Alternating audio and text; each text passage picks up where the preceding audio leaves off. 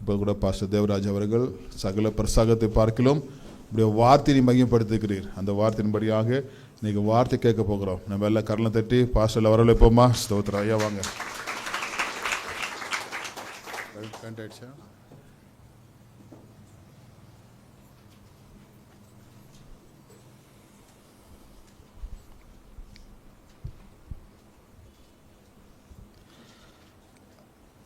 ஆண்டவரும் இரட்சகருமாகிய இயேசு கிறிஸ்து நாமத்தினாலே உங்களுக்கு யாவருக்கும் அன்பின் வாழ்த்துக்கள். ஸ்தோத்திரமும். வேதம் சொல்லுகிறது, வேத வாக்கியம் எல்லாம் என் கால்களுக்கு தீபமும் பாதைக்கு வெளிச்சமாக இருக்கிறது. ஹல்லேலூயா. வசனங்கள் எல்லாம் புடமிடப்பட்டிருக்கிறது. எனவே வார்த்தைகள் மறைவாக இருக்கிறதெல்லாம் அது கர்த்தருக்குரியதாக இருக்கிறது. அந்த கர்த்தருக்குரிய வார்த்தைகளை சில நேரங்களில் பரிசுத்த ஆவியான உதவியோடும் சபையாகிய நமக்கு அவர் வெளிப்படுத்தி கொண்டு இருக்கிறார்.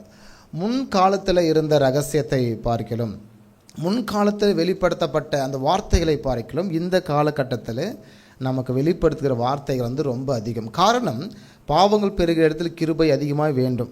அப்படி வேண்டுமானால் வார்த்தைகள் உங்களுக்குள்ளாக அது புதைக்கப்படவும் அது வேரூன்றி நிற்கவும் ஆண்டவராகிய இயேசு கிறிஸ்து விரும்புகிறார். ஸோ அதன் வடிவில் தான் நமக்கு நிறைய ரகசியங்களை பரிசுத்த ஆவியானவர் கொடுத்து கொண்டே இருக்கிறார். ஏனென்றால் பாவம் பெருகிற இடத்தில் கிருபை பெருக வேண்டும். நமக்கு கிருபை பெருகி கொண்டே இருக்கிறது. இந்த பாவத்தை விட்டு இந்த பாவத்தில் நாம் ஜெயம் கொள்ள வேண்டுமானால் இதிலிருந்து இந்த உலக வாழ்க்கையிலிருந்து வசனம் நிச்சயமாக தேவை. வார்த்தை தான் நம்மை காப்பாற்றும். வார்த்தை தான் இருப்பும் கருக்குள்ள எந்த பட்டதும் கருக்கானது. ஸோ வசனத்தின் மேல் தாகம் கொண்டிருப்பீர்களானா உங்கள் வாழ்க்கையில் கிருபை பெருகி கொண்டே இருக்கும், பாவம் பெருகின இடத்தில். இங்கே நம்ம ஸ்க்ரீனில் பார்த்துட்டு இருக்கிறோம். இங்கே ஒரு நபரை குறித்து பார்க்க போகிறோம். அவர் யாருன்னா அப்போஸ்தலனாகிய பவுல். அவரை குறித்து வேதம் சொல்லுகிறது, புதிய ஏற்பாடு என்றாலே பவுல் தான். பவுலை குறித்து பிரசங்கம் செய்கிறது வழக்கமாக இருக்கும். பவுல் எழுதின புத்தகத்திலிருந்து பிரசங்கம் பண்ணுறது வழக்கமாக இருக்கும். ஏற்கனவே ரோமர் புத்தகத்திலிருந்து எபிரேயர் புத்தகம் வரை யார் தான் எழுதுறாங்கன்னா பவுல் தான் எழுதுகிறாரு. எனவே அவர் ஏற்படுத்தின சபைகளுக்கு கடிதங்களை எழுதுறார். ரோமாபுரியில் இருக்க இந்த சபைகள், பிலிப்பு பட்டணத்தில் இருந்த சபைகள், எபேசு பட்டணத்துக்குரிய சபைகள், இப்படி சபைகளுக்கு அங்கே சபைகள் எங்கெல்லாம் இருந்ததோ அந்த சபைகளுக்கு அவர் ஏற்படுத்தின சபைகளுக்கு கடிதங்களை எழுதுகிறார். காரணம், அன்று அநேக கள்ள உபதேசங்கள் இருந்தது. இன்றைக்கி எப்படி கள்ள உபதேசங்கள் திருச்சபைகளுக்குள்ளாக இருக்கிறதும் அது போலவே அந்த நாட்களிலும் கள்ள உபதேசங்கள் வேகமாய் இருந்தது, வேகமாய் வளர்ந்து கொண்டிருந்தது. கிறிஸ்துவை ஏற்றுக்கொண்டவர்களும் பிசாசானவன் அவர்களை வஞ்சித்து கொண்டிருந்தான். இப்படிப்பட்ட சூழ்நிலையில்தான் இந்த பவுல் சபைகளுக்கு கடிதங்களை எழுத, சபை சீரழிந்து கொண்டே இருந்ததுனால அந்த சபைகளுக்கு கடிதங்களை எழுதினார். இப்படிப்பட்ட பவுலின் வாழ்க்கையை குறித்து தான் சிலவற்றை நாம் பார்க்க போகிறோம். பட் இவரை குறித்து பெரிய சப்ஜெக்ட் இருக்குது, நிறைய வசனங்கள் இருக்குது. இவர் செய்த சாதனைகள், இவர் செய்த மகத்துவங்கள், இவரை கர்த்தர் பயன்படுத்தின விதங்கள் நிறைய இருக்குது. இருந்தாலும் கொஞ்சம் மாத்திரம் நம்ம பார்க்க போகிறோம். இந்த பவுலின் வாழ்க்கை எப்படிப்பட்டதாக இருந்தது, பவுல் யார், அவர் எப்படிப்பட்டவர் என்பதை நம்ம பார்க்க போகிறோம். நம்பர் 1, நீங்கள் கவனிக்கும் போது அவருடைய தனிப்பட்ட வாழ்க்கையில் பவுல் யார். எனவே அவர் தனிப்பட்ட வாழ்க்கையில் பவுல் யார் என்று வேதம் சொல்லுகிறது. அவர் ஒரு இஸ்ரவேலன். அவரை குறித்து வேதம் சொல்கிறது பிலிப்பு 3ஆம் அதிகாரத்தில், அவர் பென்யமீன் கோத்திரத்தான். அவர் ஒரு பரிசேயன். பரிசேயன் என்றாலே வசனங்களை எல்லாம் அறிந்தவர், தெரிந்தவர், பிறருக்கு அவர் சொல்லிக் கொடுப்பவர், போதிக்கிறவராயிருந்தார். 4ஆவதாக நியாயப்பிரமாணத்தின்படி குற்றம் சாட்டப்படாதவராயும் இருந்தார். யூத மார்க்கத்தில் அவர் தேறினவர். யூத மார்க்கம் என்பது யூதத்தில் பிறந்து யூத கலாச்சாரத்தின்படி வாழ்ந்து கலாச்சாரத்தை மக்களுக்கு போதிக்கக்கூடியவர். எனவே யூத மார்க்கத்தில் அவர் தேறினவராயிருந்தார். பக்தி வைராகியம் உள்ளவராயிருந்தார். நியாயப்பிரமாணத்துக்கு விரோதமாக எந்த காரியத்தையும் அவர் செய்ய மாட்டார். அப்படி செய்கிறவங்களை பார்த்தார் அப்படின்னா இவருக்கு கோபம் வரும். அந்த அளவுக்கு பக்தி வைராகியம் உடையவராயிருந்தார். சபையை துன்பப்படுத்தினார், பாழாக்கினார் என்று இருக்கு. எந்த சபையை? அந்த நாட்கள் அவர் ரட்சிக்கப்படாததுக்கு முன்பதாக சவுலா இருக்கும்போது எங்கெல்லாம் கிறிஸ்தவர்கள் கூடினார்களோ அங்கே போய் துன்பப்படுத்தினார். காரணம், நியாயப்பிரமாணத்தின்படியாக நீங்கள் செய்கிறது தவறு, நீங்கள் ஒரு மனிதனை வணங்குகிறீங்கன்னு சொல்லி அவர் ரட்சிக்கப்படுவதற்கு முன்பதாக இந்த மாதிரி சபைகளை அவர் துன்பப்படுத்தி கொண்டிருந்தார். அப்படிப்பட்ட ஒரு வைராகியம் நியாயப்பிரமாணத்தின் மேலே. அதுக்கு விரோதமாய் எந்த கூட்டம் எழும்பினாலும் முதலாளி இவர் தான் போய் நிற்பார். இப்படிப்பட்ட வைராகியம் கொண்டவர் தான் இந்த பவுல். சுயாதீனன், அகால பிறவி என்று இவரை குறித்து வேதம் சொல்கிறது. இவரை குறித்து வேதம் அவர் சொல்லுகிறார், ஒன்றுக்கும் நான் அடிமையானவன் இல்லை என்று சொல்லுகிறார். இது சாத்தியமா என்று பாருங்க. இந்த உலகத்தில் இருக்கிற எல்லா ஜனங்களும் ஏதோ ஒன்றுக்கு அடிமையாக தான் இருக்கிறார்கள். பாவத்திற்கோ, சாபத்திற்கோ, அநியாயத்திற்கோ, அக்கிரமத்திற்கோ, கெட்ட தீய பழக்கங்களுக்கும், இல்லை என்றால் நம்ம கம்பெனி போகிறோம்ல, அதுக்கு நம்ம அடிமையாக இருப்போம். ஒரு 8 மணி நேரம் சேலரி ஒர்க் பண்ணி சேலரி தராங்கன்னா நம்மளை என்ன செஞ்சுருவாங்கன்னா அந்த 8 மணி நேரத்துக்கு வாங்கிடுவாங்க. அப்போ அதுக்கு அடிமையாக வேலை செஞ்சுட்டு இருப்போம். ஸோ இப்படிப்பட்ட சூழ்நிலை, எந்த மனுஷனும் இந்த உலகத்தில் ஏதோ ஒரு பாவப்பிடிக்குள்ளாக அடிமையாக தான் இருக்கிறான். ஆனால் பவுல் சொல்லுகிறார், நான் கிறிஸ்துக்கு அடிமையானபடினாலே மற்ற ஒன்றுக்கும் நான் அடிமைப்படன். எல்லா கரங்கள் தட்டி கர்த்தரை ஸ்தோத்திரிப்போமா? மிக முக்கியமான வார்த்தை. நீங்கள் கிறிஸ்துவுக்கு அடிமை ஆனீர்கள் என்றால் மற்ற எதற்கும் நீங்கள் அடிமை இல்லை. நீங்கள் கிறிஸ்துவுக்குள் இல்லை அப்படின்னா மற்ற ஏதோ ஒன்றுக்கு நீங்கள் அடிமைகளாக வாழ்ந்து கொண்டிருக்கிறீர்கள் என்று அர்த்தம். அதனால் தான் பவுல் சொல்லுகிறார், நான் கிறிஸ்துவுக்கு அடிமை, ஸோ நான் ஒன்றுக்கும் அடிமைப்பட மாட்டேன் என்று அவரை குறித்து சொல்லுகிறார். எந்த மனுஷனுக்கும் நான் அடிமை இல்லை என்று சொல்லுகிறார். ஏன்? கிறிஸ்துவுக்கு அவர் அடிமையா இருக்கிறதுனால. ஸோ அவர் கிறிஸ்துவுக்கு அடிமையாக இருக்கிறதுனால எந்த மனுஷனுக்கும் அவர் அடிமை இல்லை என்று அவரை குறித்து சொல்லப்பட்டிருக்கிறது. அது மட்டும் இல்லாமல் அவரை குறித்து சொல்லப்பட்டிருக்க மக்களுடைய வாழ்க்கையில் இந்த பவுல் யார்? இங்கே அவர் மிக முக்கியமாக வசனத்திலே, அதாவது வேதாகமத்திலே, அப்போஸ்தலர்களிலே, தீர்க்கதரிசிகளிலே சொல்லாத ஒரு சம்பவத்தை மாத்திரம், ஒரு வார்த்தையை இவர் பயன்படுத்துகிறார். இங்கே லெஃப்டில் பார்க்கும்போது I am the way, the truth, த லைஃப்னு போட்டிருக்கோம். அது யார் சொல்கிறாங்கன்னா, இயேசு சொல்லுவார், நானே வழியும் சத்தியம் ஜீவனுமா இருக்கிறேன், என்னை அல்லாமல் என்று இயேசு சொல்வார். இயேசு சொல்வார், என்னை போல ஒரு மனுஷன் வாழ வேண்டும் என்று சொல்வார். அதே வார்த்தையை வேதாகமத்தில் பவுல் மாத்திரம்தான் குறிப்பிடுகிறார், என்னை போல நீங்கள் இருக்க வேண்டும் என்று விரும்புகிறேன் என்று சொன்னார். அப்படி என்றால் இவருடைய வாழ்க்கை எவ்வளோ பெரிய சாட்சியுள்ள வாழ்க்கையாக இருந்திருக்கும் என்று பாருங்கள். வேதாகமத்தில் மற்ற அப்போஸ்தலர்கள் யாரும் பேசிராத ஒரு வார்த்தை சொல்லுகிறார், என்னை போல நீங்கள் இருக்க வேண்டும் என்று நான் ஆசைப்படுகிறேன். ஒருவேளை நான் இப்படி சொல்லணும்னா நான் எவ்வளோ உத்தமமாக இருக்கணும், நான் கிறிஸ்துவை போல வாழ்க்கை வாழ்கிறவனாக இருந்தால்தான் நான் உங்களை பார்த்து சொல்ல வேண்டும், அட்லீஸ்ட் என்னை போல ஆகிலும் நீங்கள் இருங்கள் என்று சொல்ல வேண்டும். அப்போ பவுல் சொல்லுகிறார், என்னை போல நீங்கள் இருக்க வேண்டும், இருங்கள் என்று சொல்லுகிறார். ஓகே, மக்களுடைய வாழ்க்கையில் இந்த பவுல் யார்? மக்களுக்காக அவர் என்ன செய்தார்? முதலாவது, அவர் ஒரு அப்போஸ்தலனாக இருக்கிறார்.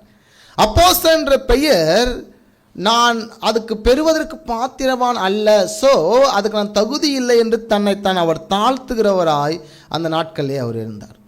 அவர் சொல்லுகிறார், அப்போஸ்தலரில் நான் சிறியவன் என்று சொல்லுகிறார். அவர் குறித்து சொல்லுகிறது, அவர் விவசாயி என்று வசனத்திலே எழுதப்பட்டிருக்கிறது. அவர் கட்டிட வேலைக்காரர் என்றும், கட்டிட வேலை செய்யும் போது உதவிக்காரர், வேலைக்காரர் என்றும் அவரை குறித்து வசனங்கள் இருக்கிறது. அவர் சொல்லுகிறார், நான் உங்களுடைய வேலைக்காரன் என்று அவர் பவுல் சொல்லுகிறார். அது மட்டும் இல்லாமல் அவர் தகப்பனாக இருக்கிறதாகவும், அது மட்டும் இல்லாமல் அவர் சகாயராக இருக்கிறேன், அதாவது உதவி செய்கிறவராக நான் இருக்கிறேன் என்றும், ஜீவனுக்கு ஏதுவான வாசனையாக இருக்கிறேன் என்றும் சொல்லுகிறார். மரண வாசனை என்றும் இருக்கிறது, ஜீவ வாசனை என்றும் வசனம் இருக்கிறது. உங்களை பார்த்தா சில பேருக்கு ஜீவ வாசனை இருக்கணும். அதே சில பேர் உங்களை பார்த்தா, இவன் வந்தால் இயேசு பற்றி சொல்லிடுவான்டா, இவன் வந்தால் மாற்றி மரண பயம்னு சொல்கிறான்ல, அவனுக்கு மரண பயம், அவன் ஆத்மா பயப்படுது. யாரை கண்டு? உங்களை பார்த்து. உங்களை பார்த்து அவன் ஆத்மா பயப்படுது. காரணம், இவன் வந்தானா அவன் மேலே இருக்கிற பிசாசு ஓடிடும், அந்த பிசாசுக்கு பயம், அந்த ஆத்மாவுக்கு பயம். ஸோ உங்களை சில பேர் அவாய்ட் பண்ணுவாங்க, சில பாஸ்ட்டுங்களை அவாய்ட் பண்ணுவாங்க. காரணம் என்ன தெரியுங்களா? அவர் எப்பயுமே ஒரு மக்களுக்கு மரண பயம். அதே சமயத்தில் சிலர் உங்களை வெல்கம் பண்ணுவாங்க, நீங்கள் வாங்க, உங்க கூட பேசின ஒரு ஆறுதலாக இருக்குது, சமாதானமாக இருக்குது. பாஸ்டர் சில பேர் ரொம்ப நேசிப்பாங்க, அடிக்கடிக்கு வீட்டுக்கு கூப்பிடுவாங்க, ஜெபம் பண்ணுங்க பாஸ்டர். ஏன்னா தெரியுமா? ஜீவ வாசனை. ஸோ ஒரு மனுஷனிலிருந்து, ஒரு கிறிஸ்தவனிலிருந்து, ஒரு உண்மையான ஒரு பாத்திரவான் உங்கள் வாழ்க்கையிலிருந்து 2 வாசனை புறப்படும். ஒன்று மரண வாசனை, இன்னொன்று ஜீவ வாசனை. உங்களிலிருந்தே சிலருக்கு நீங்கள் ஜீவ வாசனையாக இருப்பீர்கள், சிலருக்கும் நீங்கள் மரண வாசனையாக இருப்பீர்கள். இவர் ஜீவனுக்கு ஏதுவான வாசனையாக இருந்தால், இவர் சொல்லுகிறார், நான் உயிரோடு இருந்தால் உங்களுக்கு லாபம், நான் மரித்தால் எனக்கு லாபம் என்று பேசுகிறார். உயிரோடு இருந்தால் நான் சுவிசேஷம் சொல்லுவேன், விடுதலையாக்குவேன், நன்மை செய்வேன், உங்களுக்கு நித்திய ஜீவன் உண்டு. ஸோ நான் உயிரோடு இருப்பேன், ஆனால் அது உங்களுக்கு லாபம். ஒருவேளை நான் மரிப்பேன், ஆனால் எனக்காக வைத்திருக்கிற நித்திய ஜீவனுக்குள் பிரவேசிக்க போறேன் என்று சொல்லி அவரை குறித்து அவர் பேசுகிறார். அப்போ கிறிஸ்தவராகிய நாம் நமது வாழ்க்கையில் ஒரு அடிக்கோடு போட்டு வச்சுக்கணும். என்னன்னா, நான் உயிரோடு இருப்பேன்னா அது மக்களுக்கு லாபம், நான் மரிப்பேன் ஆனால் அன்று எனக்கு லாபம், எனக்காக வைத்திருக்க ஜீவ கிரீடத்தை நான் பெறுவேன் என்பதை தான் அங்கே பவுல் சொல்லுவார். மக்களுக்காக இவைகள் எல்லாம் அந்த பவுலடியார் செய்தார். அது மட்டும் இல்லாமல் கர்த்தருடைய பார்வையில் பவுல் எப்படிப்பட்டவனாக இருந்தார்? 12 சீடர்களுக்கும் இல்லாத ஒரு அபிஷேகம் இவருக்கு கிடைத்தது. 12 சீடர்களுக்கு செய்ய முடியாத சில காரியங்களை இந்த பவுல் செய்தார். இவரை ஆண்டவர் எடுத்து முதலாக புறஜாதியாருக்கு சுவிசேஷம் சொல்லும்படியாக இவரை பிரித்து விடுங்கள் என்று ஆவியானவர் சொன்னதாக வேதம் சொல்கிறது. எனவே பவுலையும் பர்னபாவையும் அவர்கள் அப்போஸ்தலரிலிருந்து பிரித்து முதல் பயணம், மிஷனரி பயணமாக அவர்கள் புறஜாதியார் மார்க்கத்திற்கு அவர்களை அனுப்பி வைத்தார்கள். யாரை? பவுலையும் பர்னபாவையும். இப்படி யூதர்கள் அல்லாத முதல் சுவிசேஷம் விதைக்கப்படும், இல்லைன்றால் போகும் என்றால் இந்த பவுலும் பர்னபாவும். ஏனென்றால் யூதர்கள் மத்தியில் ஆகிலும் ஓரளவுக்கு ஈஸியாக பிரசங்கம் பண்ண முடிந்தது. யூதர்கள் அல்லாத இடத்துல பிரசங்கம் பண்ணுவது அவ்வளோ ஈஸி இல்லை. ஏன்னா நம்ம எல்லாரும் விற்கிற ஆராதனால் நிறைந்திருந்த ஜனங்களாக இருந்தார்கள். எனவே அப்படிப்பட்ட சூழ்நிலையில் தான் பயந்து போய் இவை 2 பேரையும் அனுப்பினார். எனவே பவுல் யார்? அந்த நாட்களில் ரோமபுரியில் வேலை செய்தவர், ஒரு ஆர்மியுடைய பெரிய ஒரு லீடர், ஒரு தளபதி அவர். ஸோ அப்படிப்பட்ட ஒரு பொறுப்புலையும் ஒரு போஸ்டிங்கில் இருந்தவர். ஸோ அந்த அப்போஸ்தலர்கள் நீங்கள் போனால் பிரச்சனை இருக்காது, நீங்கள் போங்க என்று இவர்களை நம்பி அனுப்பினார்கள். இப்படிப்பட்ட மிக முக்கியமாக கர்த்தர் அந்த பவுலை அவருடைய பார்வையிலே வைத்தார். நம்பர் 1 வாசிக்கும்போது ஆண்டவருடைய கண்பல பவுல் எப்படிப்பட்டவர் என்றால், நான் கர்த்தரால் தெரிந்து கொள்ளப்பட்டவன் மற்றும் முன் குறிக்கப்பட்டவன். ஒவ்வொரு ஊழியக்காரனும் ஒவ்வொரு விசுவாசியும் கர்த்தரால் தெரிந்து கொள்ளப்பட்டும் கர்த்தரால் முன்குறிக்கப்பட்டவனுமாக அவன் இருக்கிறான். சுவிசேஷம் அறிவிக்கவே அனுப்பப்பட்டேன் என்று அவர் சொல்லுகிறார். அதற்காக புறஜாதியருக்காக அவரை ஆண்டவர் தேர்ந்தெடுத்தார். தேவன் ஆவியை பெற்றவனாக இந்த அப்போஸ்தலனாகிய பவுல் இருந்ததையும் நாம் கவனிக்கிறோம். தேவனுக்கு உடன் வேலைக்காரனாய் இருந்தான். கவனிங்க பாருங்க, தேவனுக்கு உடன் ஊழியக்காரனாக இருந்தாராம். அப்போ எப்படிப்பட்ட ஒரு வார்த்தை! 5வதாக கிறிஸ்துவின் ஊழியக்காரனாக அவர் இருக்கிறார். 6வதாக சுவிசேஷத்துக்கு நான் ஊழியக்காரன் என்று சொல்கிறார். அப்போ விசேஷமான வார்த்தைகளை பேசுவதற்கு நான் ஊழியக்காரன், நல்ல காரியங்களை சொல்வதற்கு நான் ஊழியக்காரன் என்று பதிவு செய்கிறார். புதிய உடன்படிக்கையின் ஊழியக்காரனாக இருக்கிறார். நியாயப்பிரமாணத்தை எல்லாரும் இதுக்கப்புறம் என்ன செய்யணும்னா பின்பற்றக்கூடாது. அதுக்கு மாறாக கிறிஸ்துவின் பிரமாணத்தை பின்பற்றுங்கள். அது லகுவாகவும் ஈஸியாகவும் இருக்கு, இது பிரயோஜனமாக இருக்கு. இதை ஏற்றுக்கொள்ளுகிறவன், இதை பின்பற்றுகிறவன் நித்திய ஜீவனுக்குள் பிரவேசிப்பான் என்று சொல்லி அவர் புதிய உடன்படிக்கையின் சத்தத்தை அவர் புறஜாதியார் மத்தியிலே பேசிக்கொண்டிருந்தார். தேவனுடைய ரகசியங்களை, அவர் ரகசியத்திற்கு உக்கிரானக்காரனாக இருந்த, ரகசியத்தை சுமந்து கொண்டு போகிறதான ஒரு அம்பாசிடராக இந்த அப்போஸ்தலனாகிய பவுல் இருந்தார். கிறிஸ்துவின் ஸ்தானாதிபதி, கிறிஸ்துவின் சிந்தனை உடையவன். அப்போ எவ்வளோ முக்கியமானது பாருங்க. நம்மள என்ன சிந்தனை உள்ளவங்களாக இருக்கிறோம்? உலக பார்வையில் சிந்தனை, நம்ம கிறிஸ்துவின் சிந்தனை உங்களுக்குள்ளே இல்லைன்னா நீங்கள் கவனிச்சுக்கணும், பிசாசின் சிந்தனை உங்களுக்குள்ளே வந்துவிடும், உலக காரியங்கள் வந்துவிடும், உலக ஆசை பாசங்கள் உங்களுக்குள்ளே வந்துவிடும், இச்சைகள் உங்களுக்குள்ளாக வந்துடும். எனவே கிறிஸ்துவின் சிந்தனை உங்களுக்குள்ளே இல்லை அப்படின்னா மற்ற ஏதோ ஒரு சிந்தனை உங்களுக்குள்ளாக வந்துடும், நீங்கள் அதற்கு அடிமையாக இருப்பீங்க. மறுபடியும் அந்த வசனத்தை சொல்கிறேன், ரொம்ப ஒரு சூப்பரான வசனம். பவுல் சொல்கிறது, நான் கிறிஸ்துவுக்கு அடிமையானபடினாலே மற்ற ஒன்றுக்கும் நான் அடிமைப்படுவேன். 100% ஒரு சரியான ஒரு வாக்குத்தத்தம், ஒரு வார்த்தை, ஒரு அர்ப்பணிப்பு. எப்படிப்பட்ட ஒரு விசுவாசம் உள்ளவராக இவர் இருந்திருந்தால் அந்த வார்த்தையை சொல்லியிருக்கக்கூடும். நான் கிறிஸ்துவுக்கு அடிமை, மற்ற ஒன்றும் எனக்கு நான் அடிமையா இல்லை, என்னை மேற்கொள்ளாது என்று சொல்லுகிறார். இன்னைக்கு நம்ம கிறிஸ்துவுக்கு கீழ்ப்படிவதை பார்க்கலாம், மற்ற காரியத்துக்கு கீழ்ப்படிவதிலே நேரம் செலவு செய்யணும். ஆண்டவர் சமூகத்தை உட்காருவதை பார்க்கலாம், உலக பிரகாரமான வாழ்க்கையில் நம்ம முன்னேறுவதற்கான முயற்சிகளை செய்கிறோம். ஆனால் வேதம் சொல்லுகிறது, நீங்கள் சும்மா இருங்கள், நான் உங்களுக்காக யுத்தம் செய்வேன் என்று சொல்லுகிறேன். நான் உங்களை உயர்த்துவேன், நான் உயர்த்த காலம் மட்டுமாக நீங்கள் அவருடைய பலத்த கரத்திற்குள்ளாக அடங்கிருங்கள் என்று வசனம் சொல்லுகிறது. அப்போ யார் உயர்த்த வேண்டும்? கர்த்தர் உயர்த்த வேண்டும். ஆண்டவர் உயர்வுக்காக நீங்கள் காத்திருக்க வேண்டும். எனவே இன்னைக்கு பிசாசு சொல்லுவான், என்ன உலகத்தை பாரு, நீ தான் படிக்கணும், நீ தான் வேலைக்கு போகணும், நீ தான் சம்பாதிக்கணும். உண்மைதான். 3 வகையிலும் மனுஷன் ஆசீர்வதிக்கப்படுறான். 1, ஆண்டவரால் ஆசீர்வதிக்கப்படுறான். 2வது பிசாசால் ஆசீர்வதிக்கப்படுறான். 3வது மனிதர்களால் ஆசீர்வதிக்கப்படுறான். இந்த 3 ஆசீர்வாதத்தை நீங்கள் எந்த ஆசீர்வாதத்தை எதிர்பார்க்கிறீர்கள்? கர்த்தரால் வருகிற ஆசீர்வாதம் தான் ஐஸ்வர்யத்தை தரும். அவரால் வருகிற ஆசீர்வாதம் அது பர்மனெண்ட்டாக இருக்கும். நிலையாக இருக்கும், யாருமே திருடி கொள்ள முடியாது. திறந்த வாசலை உனக்கு முன்பதாக வைத்திருக்கிறதாக அவர் சொல்லுகிறார். அப்போ 3 வகையான ஆசீர்வாதத்தில் நீங்கள் கர்த்தர் அண்டையிலிருந்து வருகிற ஆசீர்வாதத்தை எதிர்நோக்கியிருங்கள். அதில் பாவம் இல்லை, அதில் சாபம் இல்லை, அதில் அநியாயம் இல்லை. உங்கள் வாழ்க்கையில் என்றும் நீங்கள் ரோட்டில் நிற்க மாட்டீங்க. கர்த்தர் கொடுக்குற ஆசீர்வாதம் போதும். ராமன் சொல்லுவோமா? அவரால் தெரிந்து கொள்ளுகிற ஆசீர்வாதம், அவர் நமக்கு இன்னது தேவை என்பதை அறிந்திருக்கிறாரோ அந்த ஆசீர்வாதத்தை நீங்கள் பின்பற்ற உங்களை நீங்கள் ஒப்புத்தர வேண்டும். அவரை குறித்து சொல்கிறது பவுலை குறித்து, பவுலின் வாழ்க்கையிலே எல்லாம் கிறிஸ்துவுக்கே என்று எண்ணினார். அவருக்கு இன்னைக்கெல்லாம் அவருக்கு கால்குலேஷன் போட்டு பார்த்தா கோடிக்கணக்கான பணத்திற்கு அதிபதி, கோடிக்கணக்கான சொத்துக்கு அதிபதி. அவ்வளோ பெரிய சொத்துள்ளவர் எல்லாவற்றையும் விட்டுட்டு கிறிஸ்துவுக்காக தன் வாழ்க்கையில் நஷ்டமென்று விட்டு குப்பையாக இந்த ரோட்டில் வந்து நிற்கிறார். அவர் அறிந்திருந்தார் இக்காலத்து பாடுகள் எல்லாம் வருகிற மகிமைக்கு ஈடாகுமோ. அவர் பிடித்த பிடிப்பு இன்னது என்பதை அவர் அறிந்திருந்தார். அவர் சொல்லுகிறார், நான் கிறிஸ்துவை பிடித்து கொண்டேன், நான் ஒன்று செய்கிறேன், பின்னானவை மறந்து முன்னானவைகளை நோக்கி நாடுகிறேன். பின்னான வாழ்க்கை என்பது ஒரு ராஜரீக வாழ்க்கை. பின்னான வாழ்க்கை பவுல் அப்படின்னாலே கிறிஸ்துவ நாட்களே அலறி கொண்டிருந்தார்கள். பவுல் அப்படின்னாலே அப்படியே பயந்து இருந்தாங்க. ஏன்னா அவன் பிடித்து சபைகளை துன்பப்படுத்தி கொலை செய்து கொண்டிருந்தான். அப்படிப்பட்ட ஒரு பவுல் ஒரு பெரிய இராணுவம் பின்னாடி இருந்தது, ராஜ்யம் பின்பதாக இருந்தது. இப்படிப்பட்ட பின்னாடி வாழ்க்கையை மறந்து முன்னாடி இருக்க வாழ்க்கை எப்படிப்பட்டதுனா ஒரு பாடுகள் நிறைந்த வாழ்க்கை, சிலுவை சுமக்கிற வாழ்க்கை, ஒரு கசப்பான வாழ்க்கை, எப்பொழுது உயிருக்கு உத்தரவும் கிடையாது, எப்போ நம்மளை பிடித்து எப்போ யார் நம்மை கொலை செய்வனே தெரியாத ஒரு வாழ்க்கை, வசதியான வாழ்க்கை எல்லாம் விட்டுட்டு வனாந்தர வாழ்க்கை வாழ்ந்தாலும் பரவாயில்லை என்று சொல்லி அவர் சொல்கிறார், பின்னானவை மறந்து முன்னானவை நோக்கி நாடு தேடுகிறேன் என்று சொன்னார். இப்போ கிறிஸ்துவ வாழ்க்கை என்பது நம்ம பின்பதாக இருந்த வாழ்க்கையை மறந்து முன்பதாக இருக்கிற கிறிஸ்து என்ற வசனத்தை பிடித்து வாழ வேண்டியதான ஒரு வாழ்க்கை. அப்போ பவுலின் வாழ்க்கையிலே எல்லாம் இயேசு கிறிஸ்து தான். ஹல்லேலூயா, எல்லாம் இயேசு கிறிஸ்து தான். உங்கள் வாழ்க்கை யாராக இருக்கணும்? இயேசுவா இருக்கணும். எதில் இருக்கணும்? இயேசுவா. எல்லாத்துலேயும் உங்கள் வாழ்க்கையில் கிறிஸ்துவாக இருக்கணும், எல்லாவற்றும் கிறிஸ்துவாக இருக்கணும். அவரை முன் வைத்தீர்கள் என்றால் உங்கள் வாழ்க்கையில் தோல்வியே கிடையாது. ராமன் சொல்லுவோமா? உங்கள் வாழ்க்கையில் தோல்வியே கிடையாது. எப்பொழுது என்றால் கிறிஸ்துவாகிய தெய்வத்தை நீங்கள் முன் வைத்தால்.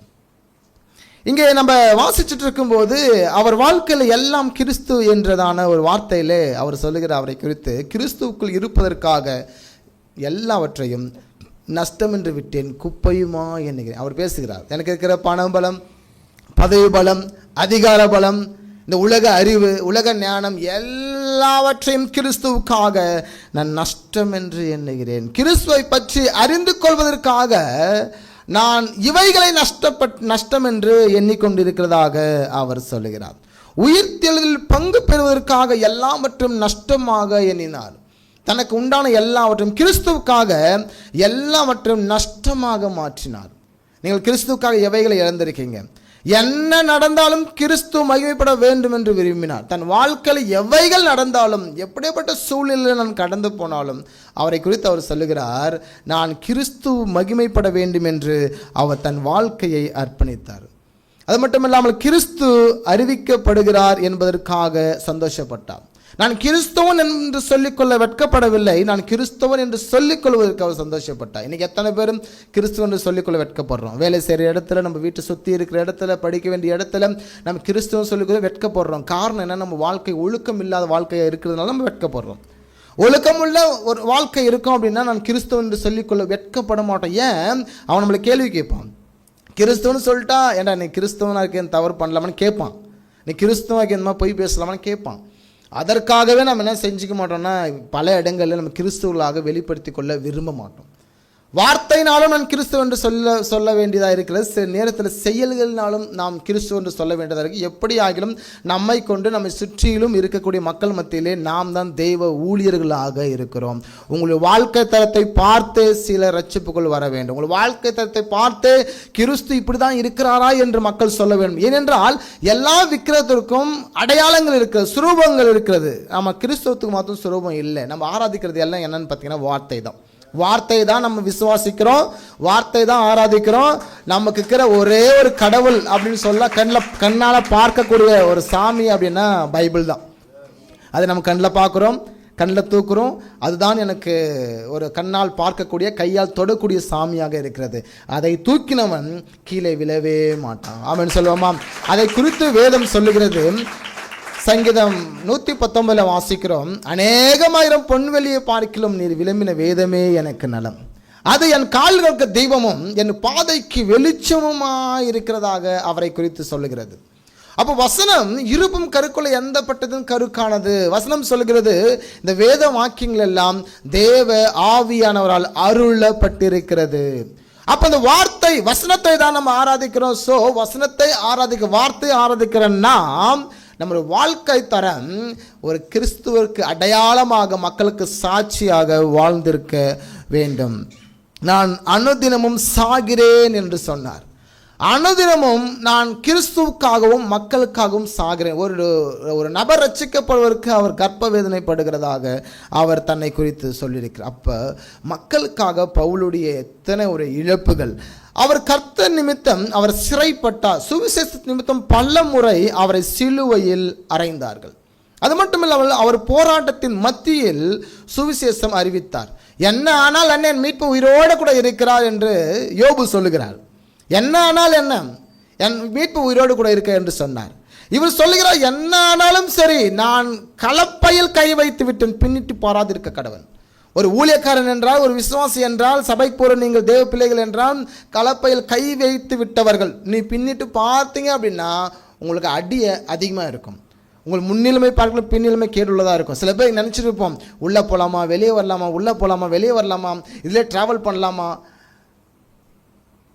ஒரு முறை பரமறிவை ருசி பார்த்து, ஒரு முறை அபிஷேகத்திலிருந்து, ஒரு முறை கர்த்தர் சமூகத்தில் இருந்தவன் பின்னிட்டு போனால் அவன் நிலை முன்னிலைமை பார்க்கும் பின்னிலைமை கேட்டுள்ளதாய் மாறும் என்று வசனம் சொல்லுகிறது. ஸோ முன்னாடி போங்க, போயிட்டே இருங்க. வசனத்தை கெட்டியாக பிடிச்சிட்டிங்க அப்படின்னா வசனம் சொல்லுகிறது, உங்கள் தடைகளை உடைக்கிறவர் உங்கள் முன்னே போகிறவராக இருக்கிறார். ஹல்லேலூயா. எப்படிப்பட்ட தடையாக இருந்தாலும், குடும்பத்தின் மூலமாக தடைகள், பொருளாதார தடைகள், பிரச்சனைகளா, பாவ தடைகளா, எந்த தடைகளாக இருந்தாலும் அவர் தடைகளை உடைக்கிறவங்க முன்னே போகிறார். திறந்த வாசலை உனக்கு முன்பதாக வைத்திருக்கிறேன், அதை ஒருவனும் பூட்ட மாட்டான். உங்களுக்கு திறந்த வாசல் ஆண்டவர் வைத்திருக்கிறாரு, அதை ஒருவனும் ஒரு காலமும் பூட்ட மாட்டான். உங்களுக்காக வைக்கப்பட்டிருக்கிறது. அவரை குறித்து சொல்லப்பட்டிருக்கு, தன்னுடைய உபத்திரவங்கள் லேசான உபத்திரவங்கள் என்றார். பாருங்க, அவரை குறித்து நீங்கள் பைபிளில் படிச்சிங்க அப்படின்னா ரொம்ப அவரை கஷ்டப்பட்டதை நம்ம பார்க்க முடியும். அவருடைய வலிகள், வேதனைகள், அவருடைய அவமானங்கள், அவர் எப்படிப்பட்ட ஒரு பொறுப்பில் போஸ்டிங்கில் இருந்தக்கூடியவர், எவ்வளோ பெரிய பணக்காரன். அவரை ஒருத்தனை போ அப்படின்னா 1000 பேர் ஓடுத்து ரெடியாக இருப்பான். அப்படிப்பட்ட ஒரு பதவியில் இருந்தவர். அவரை குறித்து சொல்லப்படும் போது அவருக்கு இருக்கிற உபத்திரவங்கள் எல்லாம் லேசாக இருந்ததாம். கிறிஸ்து உங்கள் வாழ்க்கையில் இருப்பார்னா உபத்திரவம் ஒரு மேட்ரு கிடையாது. ஒரு ஆமென் சொல்லுவோமா? எந்த உபத்திரவம் வந்தாலும் உங்களால் ஜெயிக்க முடியும். ஏனென்றால் பாதாளத்தின் வாசல்கள் சபை என்ன செய்யாது, மேற்கொள்ளாது. நீங்களாம் யார்? சபை. ஸோ சபையாக நீங்கள் இருக்கிறதுனால பாதாளத்தின் வாசல்கள் உங்களை மேற்கொள்ள அவர் விட மாட்டார். நான் சுவிசேஷத்தை எப்பவுமே தைரியமாய் சொல்வதற்கு எனக்காக ஜெபியுங்கள் என்று கேட்டுக்கொண்டான். அப்போ சுவிசேஷத்தை அவர் தைரியமாய் பிரசங்கித்தார். மக்களுக்காக பவுலுடைய வாழ்க்கை தரங்கள். அது மட்டும் இல்லாமல் பவுலின் வாழ்க்கை மக்களுக்காக எப்படியெல்லாம் அமைந்தது. உங்கள் வாழ்க்கை மக்களுக்கு எப்படி இருக்க வேண்டும்? இங்கே நீங்கள் கவனிக்கும் போது மக்களுக்கு போதித்து புத்தி சொன்னார். எதெல்லாம் தவறாக இருந்ததோ அது எல்லாவற்றையும் கிறிஸ்துவின் பரிசுத்த ஆவியான உதவியோடு போதித்து புத்தி சொன்னார். மக்கள் வளர வேண்டும் என்று அவர் விரும்பினார். அடுத்தபடியாக மக்கள் மேல் அவர் திருப்தியாக இருந்தார். இது போதும். இன்னைக்கு நம்ம என்ன சொல்றோம்னா, நம்ம சுற்றி எல்லா குறைகளை மாத்திரம் தான் கண்டுபிடித்து வைத்திருக்கிறோம். ஏன் பிரதர் எப்படி இருக்கீங்க? எனக்கு மனைவி சரியில்லை பிரதர், எனக்கு கணவர் சரியில்லை, என் பிள்ளைங்க சரியாக அமையல, என் பெற்றோர்கள் சரியாக எனக்கு அமையல. சில பேர் இன்னும் ஒரு அட்வான்டேஜாக ஒன்று சொல்கிறாங்க, எங்கள் சபை எனக்கு சரியாக அமையலை, எங்கள் சபை பாஸ்ட் எனக்கு சரியாக அமையலை. இப்படி மற்றவர்களை குறை சொல்லிக்கொண்டே வாழ்ந்து தன்னுடைய குற்றங்களையோ தன்னுடைய தவறுகளையோ திருத்தி கொள்ளாத சூழ்நிலை. ஆண்டவர் எங்கே நீங்கள் பிறக்க வேண்டும் என்று அவர் தான் தீர்மானிக்கிறார். யார் வீட்டில் நீங்கள் பிறக்க வேண்டும் என்பதும் அவர் தான் தீர்மானிக்கிறார். ஆனால் எப்படி நீங்கள் வாழ வேண்டும் என்பது நீங்கள் தான் தீர்மானிக்கிறீர்கள். உங்களை சுற்றிலுமாக இருக்கிற உங்களுடைய கணவன், உங்கள் மனைவி, உங்கள் பிள்ளைகள், அவங்க தான் உங்களுக்கு பெஸ்ட்டு. ஒரு ஆமென் சொல்லிடுங்க. யார் பெஸ்ட்டு? உங்கள் கணவர், உங்கள் மனைவி, உங்கள் பிள்ளைகள் தான் பெஸ்ட்டு. பிள்ளைங்களை மனசில் வச்சுக்கணும், என் அப்பா அம்மா தான் பெஸ்ட்டு. ஒரு ஆமென் சொல்லிடுங்க. உங்கள் அப்பா அம்மா தான் உங்களுக்கு பெஸ்ட்டு. அடுத்தது ஒன்று சொல்லிடுங்க, எங்கள் சபை தான் பெஸ்ட்டு. ஒரு ஆமென் சொல்லி. எங்கள் பாஸ்டர் தான் உங்கள் பெஸ்ட்டு. ஏன்னா எனக்கு ஆண்டவர் கொடுத்தது தான் த பெஸ்ட்டு. இதில் வாழ்வதற்கு, இதில் நான் ட்ராவல் பண்ணுறதுக்கு எனக்கு சொல்லிக் கொடுங்க ஆண்டவரே. நீங்கள் ஜெபிக்கணும். இந்த குடும்பத்தில் ட்ராவல் பண்ணுறதுக்கு, இந்த அப்பா அம்மாவோட ட்ராவல் பண்ணுறதுக்கு, இந்த பிள்ளைகளோடு ட்ராவல் பண்ணுறதுக்கு, இந்த சபையோடு ட்ராவல் பண்ணுறதுக்கு எனக்கு பக்குவம் கொடுங்க, சொல்லிக் கொடுங்க என்று நீங்கள் ஜெபிக்கணும். ஸோ எதை எனக்கிட்ட இருக்கிறதோ அதை போதும் என்று எண்ணுங்கள். மக்கள் மேல் அவர் திருப்தியாக இருந்தார். ஆனால் மக்கள் அவரை கடிந்து கொண்டார்கள், மக்களை அடித்தார்கள். மக்கள் 2 முறை அவர் கல்லால் அடித்தாங்க. யாரை? பவுலை. பல முறை எங்கள் தேசத்துக்கு வராது என்று சொல்லி அவரை எங்கள் ஊரை விட்டு கடந்து போகும்படி சொன்னார்கள். ஆனாலும் அவர் மக்கள் மேல் அவர் திருப்தியாக இருந்தார். இந்த மக்கள் எனக்கு போதும் என்று அவர் எண்ணினார். மக்களை பாதுகாத்தார். மக்கள் தான் எனக்கு மகிமை என்று சொன்னார். மக்கள் தான் எனக்கு மகிமை, என்னுடைய ஸ்ட்ரென்த்தே மக்கள் என்று சொன்னார். ரட்சிக்கப்பட வேண்டும், ரட்சிக்கப்பட்டவர்கள் தான் நமக்கு மகிமையாக இருக்கிறார்கள். 6வதாக அவர் சொல்கிறார், பவுல் மக்களுக்காக அவர் பாடுபட்ட ஒரு நபராக இருந்தார். பவுல் மக்களுக்கு எப்பொழுதும் தோள் கொடுக்கிறவராக இருந்தார். கிறிஸ்தவர்கள் நீங்கள் எப்படி இருக்கணும்னா மக்களுக்கு தோள் கொடுக்கிறவங்களா இருக்கணும். மக்களுக்கு உங்களை சுற்றி இருக்கிற மக்களுக்கு நீங்கள் தான் ஒரு தேவ ஊழியக்காரர். அங்கே ஊழியக்காரர் பிரசங்கம் பண்ணணும், ஊழியக்காரர் உதவி செய்ய முடியாது. ஸோ நீங்கள் தான் அங்கே ஊழியக்காரராக இருப்பீங்க. எனவே அதை நீங்கள் நினைவு கொள்ள வேண்டும். மக்களுக்கு எல்லாம் கொடுத்தார். தன் அண்டையில் இருக்கிற நேரத்தை, உழைப்பை, எல்லாம் என்னென்ன இருக்கிறதோ அது எல்லாவற்றையும் மக்களுக்காக கொடுத்தார். அவர் சொல்கிறார், எனக்காக ஜெபியுங்கள் என்று மக்கள் அண்டையில் கேட்டுக்கோ. நான் பெரிய பாஸ்டர், நான் அற்புதம் நடக்குது, நான் நின்னா நான் பிசாசு ஓட்டுறேன், எல்லாமே செய்கிறேன், நல்ல பிரசங்கியார். ஸோ அந்த மாதிரி அவர் பெருமை கொள்ளவில்லை. அவர் தன்னோடு கூட இருக்க மக்கள் அண்டையில் கேட்டுக்கொள்வதெல்லாம் எனக்காக ஜெபியுங்கள் என்று சொன்னார். எனக்காக ஜெபியுங்கள் என்று சொன்னார். அவரே ஆண்டவர்கிட்ட ஒரு வார்த்தை ஜெபிக்கிறார், ஆண்டவரே உம்முடைய அதிசயங்களை, உம்முடைய பெரிய பெரிய அதிசய அற்புதங்கள் எல்லாம் அறிந்து கொள்வதற்கு எங்கள் கண்கள் திறந்திருளும் என்று ஜெபிக்கிறார். சில நேரத்தில் ஆண்டவர் செய்த நன்மைகள் நம்மளால் புரிந்து கொள்ள முடியாததுனால தான் பல வார்த்தைகளால் நம்ம பேசுகிறோம், புலம்புறோம், வருத்தப்படுறோம், உடையிறோம். ஏன்னா அவருடைய அன்பையும் அவருடைய ஆழத்தையும் அவருடைய அற்புதங்களையும் நம் வாழ்க்கையிலே புரிந்து கொள்ள முடியாத போது, அதனால தான் பவுல் ஜெபிக்கிறார், ஆண்டவரே உங்களுடைய அன்பை அறிந்து கொள்ள வல்லவர்களாக எங்களை மாற்றுங்க. உங்களுடைய அன்பு பெரியது. ஸோ அதை புரிந்து கொள்ள வேண்டுமானால் அதற்கேற்ற அந்த வல்லமை எங்களுக்கு இருக்க வேண்டும் என்று அவர் ஜெபிக்கிறார். அப்போ இப்போ நாங்கள் பிரசங்கம் பண்ணுறது எல்லாமே எல்லாருக்கும் புரியுறது கிடையாது. அப்போ எல்லாருக்கும் சிலதெல்லாம் புரியுறது. அப்போ நீங்கள் தான் ஜெபிக்கணும். ஒவ்வொரு வாரமும் சண்டே இப்படி சர்ச்சுக்கு வரும்போது ஜெபிச்சுட்டு வரணும், ஆண்டவரே எனக்கு பேசுகிற ஒவ்வொரு வார்த்தையும் எனக்கு புரிய வேண்டும். உலக அறிவு இல்லை, உங்களுடைய எஜுகேஷன், நீங்கள் படித்த படிப்பு அறிவு இல்லை, உங்களுடைய எக்ஸ்பீரியன்ஸ் அந்த அறிவு இல்லை, வேத அறிவு தாங்க, பரிசுத்த ஆவியானவரே அந்த அறிவு கொடுங்கன்னு நீங்கள் ஜெபிக்கணும். நாம் இங்கே உட்காந்துட்டு பார்த்தீங்கன்னா நம்மளுடைய எக்ஸ்பீரியன்ஸை வச்சு தான் நம்ம பாஸ்டர் பிரசங்கத்தை கவனிப்போம், நம்ம படிப்பை வச்சு கவனிப்போம், நம்ம என்ன படிச்சிருக்கிறோம் அதை வச்சு நம்ம யோசிப்போம். ஸோ இதெல்லாமே ஃபெயிலியரில் கொண்டு போய் விட்டுரும். உங்கள் உள்ளே வந்துட்டீங்க அப்படின்னா நம்ம எல்லாருக்கும் ஒரே அறிவு இருக்கணும், கர்த்தருடைய ஆவியான கொடுக்குறதானே அந்த அறிவு. ராமன் சொல்லுவோமா, அந்த அறிவு உள்ளவர்கள் மாத்திரம்தான் பிரசங்கியார் பேசுகிற வார்த்தைகளை உங்களால் புரிந்து கொள்ள முடியும். நாங்கள் வேதத்தை படிக்கும்போது உலக அறிவோ எங்களுக்கு இருக்கிற எக்ஸ்பீரியன்ஸோ உட்காந்து படிக்கிறது கிடையாது. பரிசுத்த ஆவியான உதவி செய்ய சொல்லி நாங்கள் என்ன செய்கிறோம்னா அந்த வசனத்தை எல்லாம் படித்து உட்கார்ந்து எழுதி டைப் பண்ணி பவர் பாயிண்ட் பண்ணி கொண்டு வரோம். எங்களுடைய அறிவல்ல, எங்களுடைய அறிவெல்லாம் ஏமாத்திரும். ஆண்டவரால் எதெல்லாம் கிடைக்கிறதோ அதெல்லாம் உங்கள் வாழ்க்கையிலே அற்புதமாக கிடைக்கும். ஓகே, லாஸ்ட் ஒன் அவரை குறித்து நம்ம பார்ப்போம்னா, நான் ஓட்டிடுறேன். ஓகே, பவுலின் தனிப்பட்ட வாழ்க்கைக்கு அப்புறமாக இவரை குறித்து கடைசி வாழ்க்கையை நம்ம கொஞ்சம் பார்த்துருவோம்.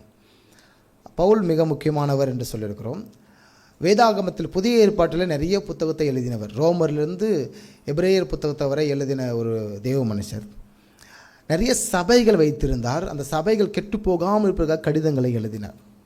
ரோமரில் சபை இருந்தது, 1 கொரிந்தியர் 2 கொரிந்தியர், கொரிந்தில் சபை இருந்தது, பிலிப்பு பட்டணத்தில் சபை இருந்தது, எபேசு பட்டணத்தில் சபை இருந்தது. இந்த சபைகளுக்கு எல்லாம் அவர் கடிதங்களை எழுதி அனுப்பினார், அவர்கள் கெட்டு போகாமல் இருப்பதற்காக. அவரை குறித்து அநேக ஹிஸ்ட்ரி வரலாற்றில் சொல்லப்பட்டிருக்கு. அப்போஸ்தலர் புத்தகத்தின் கடைசி வசனங்கள், பவுல் ரோமாபுரியில் ஒரு வீடு வாடகைக்கு எடுத்து வீட்டு காவலில் வைக்கப்பட்டிருந்தார். அப்படி 2 வருடங்கள் அங்கே தங்கியிருந்து தன்னை தேடி வருகிறவருக்கு உபதேசம் பண்ணி கொண்டிருந்தார் என்று வரலாறு சொல்கிறது. அந்த 2 வருஷங்கள் முடிந்த பின்பு அவர் விடுதலை ஆக்கப்பட்டு ரோமாபுரியை விட்டு அவர் வெளியேறினார். சவுல் என்பது அவருடைய எபிரேய வார்த்தை, பவுல் என்பது கிரேக்க வார்த்தை. சவுல் என்றால் விரும்பப்பட்டவன் என்று அர்த்தமாயிருக்கும். அந்தியோகியாவிற்கு சென்று அவர் ரோமபுரி அந்த காவலிலிருந்து விடுதலையாகி அந்தியோகியாவுக்கு சென்று அங்கே சில காலம் தங்கி இருந்து அங்கே சின்ன ஆசியாவில் உள்ள பெர்கே என்றதான இடத்தில் லிஸ்திரா, இக்கோனியா, எபேசு, கிரேத்தா தீவு, அகாயா, கொருந்து, துரோவா, தெஸ்லோனிக்கையா ஆகிய இடங்களுக்கு சென்று சபைகளை பார்வையிட்டார். அவருடைய சபை இதெல்லாமே அவர் ஏற்படுத்தின செல் குழுக்கள் தான் சபையாக வளர்ந்திருக்கு. அவைகளை பார்வையிட்டார். அதற்கு பின்பதாக ஸ்பானியாவிலே ஊழியம் செய்து முடித்துவிட்டு மறுபடியும் ரோமாபுரிக்கு அவர் திரும்ப தீர்மானிக்கிற போது இதை சில யூதர்கள், எதிராக இருக்க யூதர்கள் கேள்விப்பட்டு அந்த ரோம பேரரசனாகிய அந்த பேரரசனுக்கு அதை அறிவித்தார், நீரோ மன்னனுக்கு அறிவித்தார்கள். அப்போ அறிவிக்கும் போது அந்த பவுலை பிடித்து கொலை செய்ய திட்டம் தீட்டினார்கள். அதையும் மீறி பவுல் அங்கே வந்தால் அவரை கொலை செய்வதற்காக திட்டமிட்டார்கள். அதை அறிந்த சபை மக்கள் 2 பேரை பவுலுக்கிட்ட அனுப்பி வராதபடிக்கு அவரை தடை செய்தார்கள். ஆனாலும் பவுல் என்ன செய்கிறார்னா ரோமாபுரிக்கு அவர் வர்றார். ரோமாபுரிக்கு அவர் வந்ததை இந்த நீரோ மன்னன் அறிந்து என்ன செய்கிறார்னா சில வீடுகளை, நகரத்தை அவர் தீயிட்டு கொளுத்தினார். தீயிட்டு கொளுத்திட்டு அவர் கிறிஸ்தவர்கள் தான் இதற்கு காரணம் என்று சொல்லி சில கிறிஸ்தவர்களை அவர்கள் பிடித்து சிறையாக்கினார்கள். சில கிறிஸ்தவர்களை அந்த ரோம் அரசு கொலை செய்தது. அப்படி பிடித்து அவர்கள் சிறையாக்கினவர்கள் 2 பேர் தான் இந்த அப்போஸ்தலருக்கு தலைவனாக இருக்கக்கூடிய பேதுருவும், அது மட்டும் இல்லாமல் உலகத்து புறஜாதியர் மத்தியிலே சுவிசேஷத்தை அறிவித்துக் கொண்டிருந்த அந்த பவுலும் 2 பேரும் பிடித்து அந்த நாட்களில் சிறையில் வைத்தார்கள். சிறையில் வைத்து ஒரே நாளில் கிறிஸ்துக்கு பின்பதாக 68வது ஆண்டிலே ஜூன் மாதம் 29ஆம் தேதி பேதுருவை தலைகீழாக சிலுவையில் அறையப்பட்டு அவரை கொலை செய்தார்கள். பவுலையும் அவர் கழுத்தை வெட்டி அவரை கொலை செய்தார்கள். 2 பரிசுத்தவான்களும் ரோமாபுரியிலே ஒரே நாளிலே ஒரே நேரத்திலே கொலை செய்யப்பட்டு இரத்த சாட்சியாய் மரித்தார்கள். இப்படி கிறிஸ்துவுக்காக அடம் பிடித்து ஊழியம் செய்தவர் தான் பவுல். அங்கே போனால் கொலை செஞ்சுருவாங்க, இருந்தாலும் அங்கே போகிறார். மரணத்தை பார்த்து பயப்படுகிறவர்கள் கிறிஸ்தவர்கள் அல்ல. ஒரு ஆமென் சொல்லுங்க. மரணமே உன் கூர் எங்கே என்று சொன்னவர்கள், பாதாளமே உன் ஜெயம் எங்கே என்று சொன்னவர்கள், மரணத்திற்கே சாவுக்கே சங்குதுருவங்க தான் நம்ம. அப்போ சாவு வரும் என்று அறிந்தும் கூட பவுல் அங்கே போகிறார். காரணம், நான் கிறிஸ்துவுக்காக மரிப்பதற்கும் தயார். அங்கே போய் ஊழியம் செய்கிறார். அங்கே பிடித்து 2 பரிசுத்தவான்களையும் ஒரே நாள் கொலை செய்கிறார்கள். ஸோ பவுலுடைய வாழ்க்கையை போல உங்கள் வாழ்க்கை கிறிஸ்துவுக்காக நீங்கள் நஷ்டம் என்று குப்பையுமாக எண்ண வேண்டும். ஒரு ஆமென் சொல்லுவோமா? கிறிஸ்துவுக்காக உங்கள் வாழ்க்கை இழக்கும்போது உங்கள் வாழ்க்கையை கர்த்தர் ஆசீர்வதிப்பார். இமைப்பொழுதில் நாம் எல்லாம் மறுரூபம் ஆக்கப்படுகிறோம். வருகிற மகிமைக்கு இக்காலத்து பாடுகள் எல்லாம் ஒன்றுமே இல்லைன்னு பவுல் சொல்கிறார். அப்போ வருகிற மகிமை குறித்தும் இமைப்பொழுது மறுரூபம் ஆவதை குறித்தும் பவுல் தான் எழுதுகிறார். ஜீவ கிரீடத்தை எனக்காக வைக்க என்று சொல்லுகிறார். அப்போ லாஸ்ட்டாக ஒரு வசனத்தை சொல்லி முடிச்சிடுறேன். எல்லாருக்கும் புரியுது மாதிரி ஒரு வசனம் ஆல்ரெடி நான் இப்போ பேசும்போது சொல்லிட்டேன். அவர் சொல்லுகிறார், நான் உயிரோடு இருந்தால் உங்களுக்கு லாபம், நான் மரித்தால் எனக்கு லாபம். அப்போ நீங்கள் சொல்லணும், நான் உயிரோடு இருந்தால் யாருக்கு லாபம்? மக்களுக்கு லாபம். மக்களுக்கு லாபம். நான் மரித்தால் எனக்கு லாபம். ஏன் எனக்கு லாபம்? இது முதல் நான் ஓடிக்கொண்டிருந்த அந்த ஓட்டத்தின் கிரீடத்தை அன்றைக்கி தான் பெற்றுக்கொள்ள போகிறேன். பாட்டு மட்டும் பாடுறோம்ல, பரலோகமே. எப்போ அந்த இடத்துக்கு நம்ம போகிறது? அப்போ அங்கே போகணுமில்ல நம்ம. அப்போ அந்த எண்டை அந்த ஃபைனல் பாயிண்ட்டை நம்ம எப்போ பிடிக்க போகிறோன்னா நம்ம மரிக்கும்போது. ஹல்லேலூயா. ஸோ கிறிஸ்துவுக்காக வாழ்கிறவனே இதற்கு பாக்கியவானாக இருப்பான். நான் நினைக்கிறேன் நீங்கள் எல்லாம் இதுக்கு பாக்கியவான்கள். ஆமென். Praise the Lord. கர்த்தர் இந்த வார்த்தை கொடுத்ததற்காக கர்த்தருக்கு ஸ்தோத்திரம். தேங்க்யூ.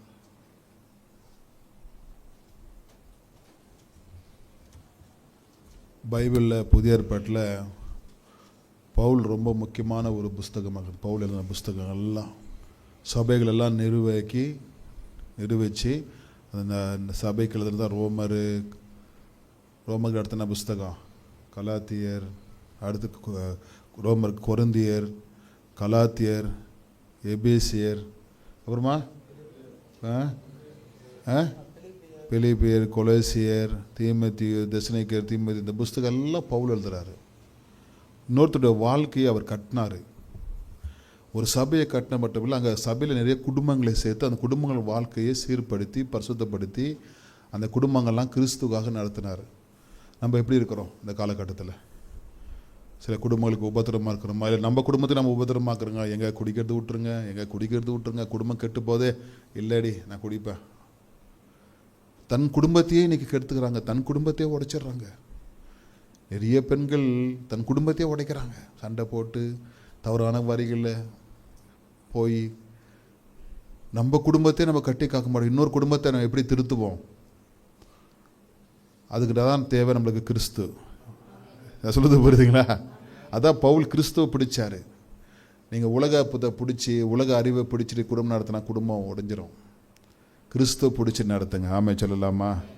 உங்கள் குடும்பத்தை கட்டுறது மட்டுமில்லை, உங்கள் குடும்பத்தின் மூலியமாக பல குடும்பங்கள் கட்டப்படும். கைதட்டலாமா? ஸ்தோத்திரம்.